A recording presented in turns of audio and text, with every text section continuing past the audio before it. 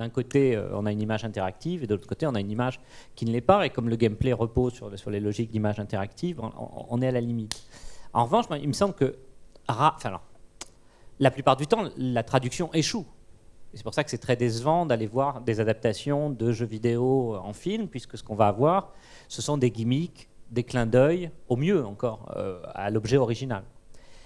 Après, il me semble qu'il y a, je ne sais pas si on l'a dans des extraits, une des adaptations que j'adore, c'est le Silent Hill, dans lequel j'ai l'impression qu'il arrive, Gans, à réintroduire à l'intérieur du film des logiques qui sont quasiment des logiques de jeu, c'est-à-dire des moments où on va chercher dans la pénombre s'il y a des objets qui vont se manifester ou des monstres qui vont se manifester.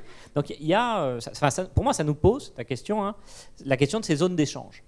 Est-ce que, alors jamais ce ne sera équivalent, mais sur certains points, on a des logiques qui s'échangent d'un régime d'image à l'autre, et certains films arrivent à, malgré tout, quand on est spectateur, soit à évoquer ce rapport aux images interactives, soit à nous faire quasiment jouer avec l'image ou nous proposer une sorte de position active avec l'image. Ces scènes de recherche dans Silent Hill, pour moi, c'est ça. C'est-à-dire que tout d'un coup, dans la salle, on est amené à chercher les actionnables.